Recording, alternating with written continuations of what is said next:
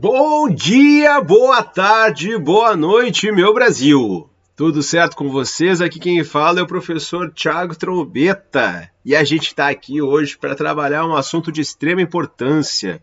Assunto esse que pode ser cobrado em provas conteudistas e, obviamente, um assunto que pode ser associado a várias competências e as suas respectivas habilidades nele, na nossa prova máxima, o Exame Nacional do Ensino Médio, o Enem. Então vamos parar de perder tempo e vamos cair de cabeça nesse conteúdo que envolve vários conceitos, processos, mas tenho certeza, se tu assistir esses videozinhos aqui curtos, no máximo 15 minutinhos, sobre geografia urbana, cara, possivelmente tu vai conseguir resolver qualquer questão nessas provas, certo? Bora lá então começar.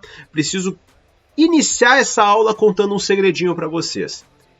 Desde 2007, alguns de vocês nem eram nascidos, nós vivemos em um mundo urbanizado. Tá, Sor, legal, que bom. Mas o que significa viver em um local urbanizado? Em geral, a gente define uma área urbanizada quando nós temos mais de 50% da população vivendo em áreas urbanas. Legal, agora eu estou começando a entender. Mas o que são áreas urbanas? Bom, a gente tem que começar, obviamente, pela materialização do urbano, que nós definimos genericamente como cidades. Só que aí a gente já começa a entender alguns conceitos básicos e, infelizmente, eu já começo esse primeiro conceito tão importante de maneira meio migué, meio caô. Porque não há uma definição precisa para a cidade. Cada local do mundo vai ter a sua definição, em geral baseada em contingente populacional, em atividades econômicas, em infraestrutura. A ONU, por exemplo, a ONU define cidade como áreas urbanas, onde tu tem um certo adensamento de população e infraestrutura, com no mínimo 20 mil habitantes. Porém, o teu país é um pouco diferente. A gente tem no Brasil alguns entes federativos. A União, o principal deles, os estados, as unidades da federação, não é? E também os municípios. Os municípios, eles não são sinônimos de cidades. Na realidade, o município no Brasil ele é dividido em distritos. Esses distritos eles podem ser rurais ou urbanos. Um município pode ter vários distritos rurais, vários distritos urbanos. A grande maioria tem apenas um distrito urbano. E nesse distrito urbano, que a gente chama de distrito sede, nessas pequenas cidades, ou o distrito sede de um município que tem outros distritos urbanos, é definido por ter a presença da prefeitura.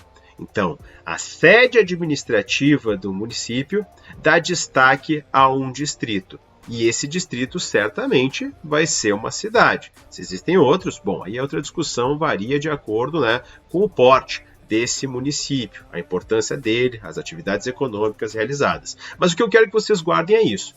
O município é dividido em distritos, podem ser rurais, podem ser urbanos, mas num distrito urbano está a sede do município, a prefeitura, só que aí dá margem para muita viagem. Por exemplo, aquelas cidades muito pequenas que basicamente são uma praça, onde eu tenho talvez uma escola, uma delegacia, uma sorveteria, cafeteria, às vezes varia de acordo com a estação, e obviamente nos arredores teremos também a prefeitura. E só. Inegável que, obviamente, nessa porção ali, nessa área urbana, nós temos mais gente vivendo, mais adensamento de casas, mas é a famosa cidade de primeira. Engatou a segunda, tu já saiu fora da cidade, de tão pequenas que elas são. E não estou menosprezando, geralmente são áreas com boa qualidade de vida e tal, mas nem sempre apresentam um dinamismo econômico e, para quem olha, chamar de cidade às vezes parece um pouco exagerado. Enfim, não cabe a nós discutirmos isso, a gente tem outros conceitos para entender aqui, e o próximo é rede urbana.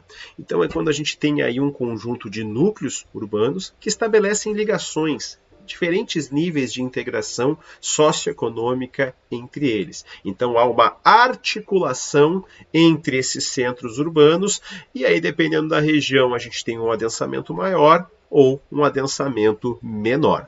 Além disso, entram em cena as metrópoles e eu começo também com uma definição genérica. Metrópole seria então uma grande cidade que polariza uma complexa rede de municípios. Novamente, a questão da influência, eu peço que vocês atentem para isso. Querendo ou não, existem cidades que mandam e existem cidades que obedecem. Então, esse ponto ele ainda vai ser muito discutido aqui. Todos os vídeos sobre geografia urbana eu vou estar trazendo isso, até porque é um assunto que vem caindo cada vez mais, né, em provas de vestibulares e, obviamente, também no Enem. Mas aí a grande questão é o que define uma metrópole, já que essa definição é tão genérica, aqui no Brasil. Aqui no Brasil a gente tem dois critérios básicos. O primeiro, vem caindo em desuso, é o critério quantitativo, que define a metrópole como uma cidade que tem uma população superior a 1 milhão de pessoas. Tá, mas, senhor, faz sentido, né? Porque, enfim, a cidade, 1 milhão de habitantes, realmente, para mim não tem como, né, deixar de ser uma metrópole, porque geralmente tem muita economia, infraestrutura, população, exerce influência nos municípios vizinhos. Sim, concordo, mas o problema é que existem cidades que não batem 1 milhão de habitantes e também têm influência, também concentram infraestrutura, tem adensamento, tem importância política, né, social. Então, para isso, se estabeleceu um critério mais qualitativo. Desde 2007, ali 2008, o IBGE ele passou a ter uma classificação mais adequada, digamos assim, considerando essas zonas de influência dentro de uma hierarquia urbana com diferentes categorias, e lá no finalzinho das nossas aulas a gente vai entender como funcionam essas redes de influência. O interessante é que além das metrópoles existem as regiões metropolitanas.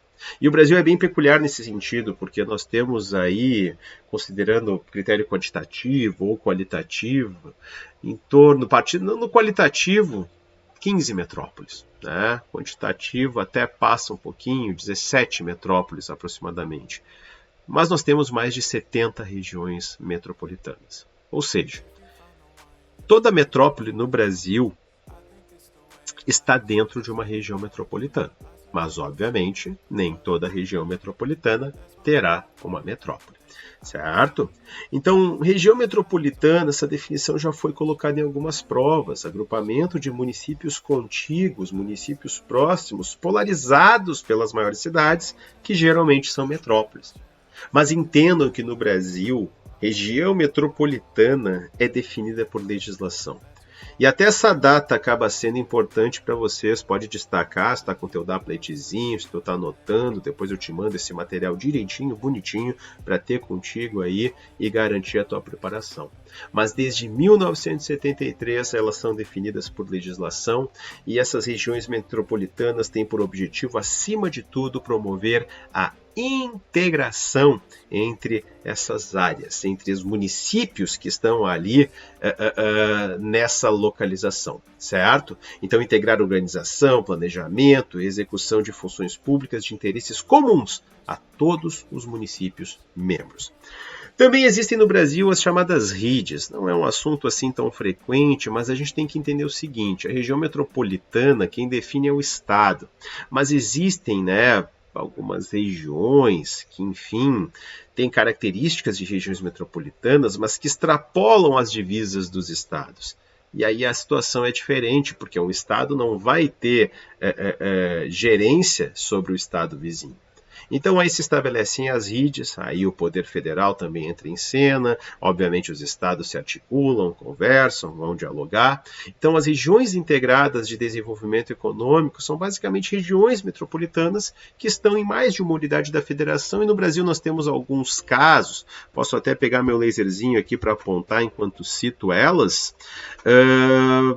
Primeiro, Distrito Federal em torno, pegando obviamente Distrito Federal, Goiás, e essa partezinha que não tá, mas pega assim também a bordinha ali de Minas Gerais, porção mais noroeste de Minas ali pode ser considerado também dentro dessa rede de Brasília. Teresina, capital do Piauí, que fica às margens do rio Parnaíba, justamente ali divisa com o estado do Maranhão, então vai pegar partes do Maranhão também. E além das redes, das regiões metropolitanas, temos as aglomerações urbanas, não há um status assim de oficialidade definida por lei, mas são importantes. Então, a aglomeração urbana, também uma definição já colocada em prova, é um espaço urbano contínuo, com duas ou mais cidades em processo de integração. Certo? A gente usa, até porque eu estou aqui como base, principalmente Rio Grande do Sul, e obviamente as questões da nossa Universidade Federal, a UFURGS, tá? A URGS, grande mãe URGS, saudade dela. Então a URGS mesmo já cobrou essas definições, a RID não, as regiões metropolitanas e aglomerações urbanas sim. Então o estado do Rio Grande do Sul ele tem hoje duas regiões metropolitanas, a região metropolitana da Serra Gaúcha e a região metropolitana de Porto Alegre. Além disso, a aglomeração urbana do litoral norte e a aglomeração urbana do sul. Então, obviamente, essas aqui têm mais status, mais população, mais integração, dinamismo econômico, com uma boa variação em relação ao perfil dos municípios. Uma coisa é Porto Alegre, Canoas, dentro da RMPA. Outra coisa são municípios menores, como Rolante, Santo Antônio da Patrulha, que a gente não desmerece, tem a sua importância, suas atividades econômicas, além de, em geral, apresentarem áreas lindas, mas, claro, né, em termos socioeconômicos, em geral, as metrópoles acabam tendo muito mais influência. Depois a gente volta nesse assunto, só que eu quero mostrar mais algumas coisinhas aqui para vocês. Aqui nós temos, segundo os dados, né, do censo de 2022, as maiores regiões metropolitanas do Brasil de 1 até 10. Então, começando ali com São Paulo, com mais de 20 milhões de pessoas, Rio de Janeiro, 12 milhões, Belo Horizonte, 5,1. Distrito Federal 4,4, Porto Alegre 4,13 e paramos por aí. Mas, em geral, a grande surpresa desse censo foi que muitas dessas populações em regiões metropolitanas estavam, em geral, superestimadas. Os dados do censo, claro, novas pesquisas são realizadas, correções são feitas, mas é fato que, por exemplo, São Paulo a gente já dava com um número superior a 21 milhões de pessoas e já tinha algum tempo, na verdade. Então é isso, mas a gente confia, eu sei que o pessoal às vezes quer sabotar, tenta sacanear o agente recenseador, mas a amostragem do censo ela é a mais abrangente de todas, então por isso a gente acredita muito que é a pesquisa mais confiável. Todo professor de geografia, todo geógrafo que lida com essa dinâmica de população, geografia urbana, indicadores dados em geral a respeito do Brasil, espera com ansiedade o censo que já vinha atrasado. Esses dados aqui é interessante porque comprova o que eu estou falando, eles não são do censo de 2022. IBGE, Diretoria de Pesquisas e tal, legal, mas 2020 numa amostragem bem menor. Então tudo bem, tem que cuidar, porque eu não estou falando agora de região metropolitana, que aparece ali para vocês é o município. Novamente tivemos surpresas. São Paulo, né, 12 milhões, Rio de Janeiro 6 milhões e 700, Brasília 13 milhões, Salvador 2,8, Porto Alegre inclusive dá uma queda significativa, né, quinta região metropolitana, mas aí nessa lista de 2020, 12º lugar. Enfim, novamente algumas populações que foram superestimadas, algumas subestimadas, acontece também, preciso ressaltar. Provas mais conteudistas até podem cobrar. A última sacanagem que eu vi aqui foi a PUC, aqui do Rio Grande do Sul, e aí eles tinham já dado São Paulo como maior município, perguntavam segundo e terceiro lugar, né? Só que numa alternativa aparecia Rio e Brasília, em outra aparecia Rio e Salvador. Qual foi a sacanagem? Isso aí faz uns 3 anos, 4 anos, não mais, 4, 5 anos. E aí daqui a pouco, naquele ano específico, a gente, né, sempre buscando dados, tentando atualizar, eu descobri que Brasília tinha ultrapassado Salvador. Mas a resposta da PUC foi Rio de Janeiro. e Salvador, né? A alegação foi que eles se baseiam em dados da educação básica de livros didáticos, e aí isso acaba sendo uma sacanagem, porque esse tipo de argumento não responde nada. Cada fonte, cada livro, coleção de livros didáticos tem a sua fonte, ano, e aí fica muito difícil para quem quer fazer a prova, e é por isso que eu tenho muitos questionamentos em relação a essas provas conteudistas duras, rígidas, que cobram assuntos de extrema importância, mas pegam em algo específico que favorece mais a decoreba do que a reflexão. Aqui, dados efetivamente de 2022 e o melhor, comparando a variação aí com no último censo de 2010. Então temos São Paulo, olha São Paulo, aqui 12 milhões o quê? 11, deixa eu mostrar de novo, olha só. São Paulo 12.325, Rio 6.747, Brasília 13.055. Cara, todos eles com números menores do que tinha sido a estimativa. Ah, senhor, mas tu tá falando ali a variação positiva, não é só negativa. Não, cuidado. Isso aqui é a variação entre 2010 e 2022. Aquilo que eu estava mostrando antes era uma pesquisa numa amostragem menor do IBGE lá de 2020. Então, Porto Alegre mesmo sobe posições, embora a população, né, seja menor do que aquele dado que aparecia ali para vocês antes, certo? Então, tem uma noção ali das 5 primeiras, novamente uma Fortaleza agora mudando, ocupando o 4º lugar, né? Então, Salvador caiu mais uma posição, mas esse top 5 eu acho que seria interessante ter uma noção. Provas como o Enem, desculpa o termo, mas caguem para isso. Provas conteudistas, aí dependendo do perfil, vale a pena a gente dar uma olhadinha. É importante também refletir o porquê, né, muitas vezes dessas variações negativas, por que essas grandes metrópoles elas estão diminuindo.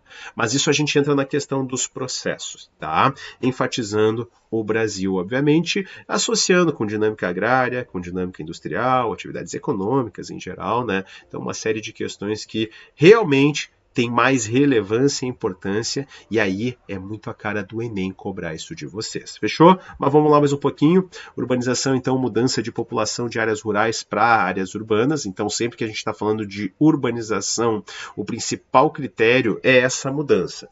O pessoal sai do campo em direção à cidade, que é a tal da materialização do urbano, certo? Crescimento urbano é o crescimento da população absoluta das cidades. Não, mas tu já falou isso é urbanização. Não, porque a cidade não cresce só por êxodo rural.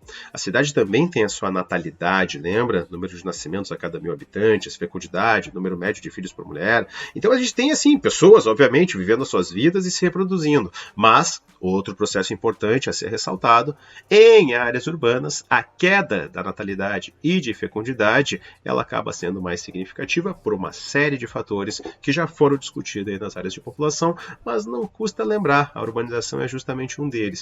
E uma coisa que é importante também é entender que, acima de tudo, essa dinâmica de urbanização, favorecendo a redução de taxas de natalidade e fecundidade, está atrelada ao custo de vida. A vida louca dentro dessa dinâmica capitalista que nós vivemos, sempre correndo atrás e cada vez tendo menos tempo. E aí as pessoas muitas vezes precisam fazer escolhas. Minha vida pessoal, minha vida profissional, dentro da minha vida pessoal quero ter filhos, não quero ter, e muitas pessoas vêm optando por não ter filhos ou ter uma quantidade reduzida, e enfim, é a decisão de cada um. Crescimento das cidades. Aí a gente está falando mais da infraestrutura urbana. Reparem, por exemplo, nessa cidade que aparece aí para vocês. A gente tem aí a seguinte situação. Uma cidade com uma elevada cota altimétrica. Quando a cidade cresce para cima, não é redundante. A gente chama esse processo de verticalização, que é o aumento da cota altimétrica das cidades e, claro, com suas consequências positivas e negativas. Só lembrando que áreas onde tu tem uma transição, né, em termos de infraestrutura muito rápida, onde tu tem, sei lá, áreas que eram ocupadas basicamente por casas e daqui a pouco derrubam as casas e constroem edificações, aumenta o adensamento nesse local. Então existe uma contrapartida necessária. O aumento da infraestrutura de circulação, vias, né? Transporte público precisa aumentar também, porque verticalização tem que ter um mínimo de planejamento. Assim como a horizontalização, e aí a gente está falando da expansão das periferias urbanas. Então a cidade agora passa a crescer para os lados, mas cuidado, esse crescimento para os lados, ele está atrelado à expansão dos eixos viários. A cidade vai se expandir geralmente ali às margens de rodovias, ferrovias, né? Eixos de transportes e Essa horizontalização é fundamental para a gente entender um processo, mas isso vai ser na nossa próxima aula, certo? Esse primeiro vídeo é basicamente para entender esses conceitos básicos e agora a gente vai fazer reflexões um pouco mais aprofundadas, ainda com conceitos básicos, só que com processos agora que precisam ser trabalhados de maneira mais adequada. É isso, meu povo. Bora lá então, fechamos essa primeira parte, vamos para a próxima. Beijo!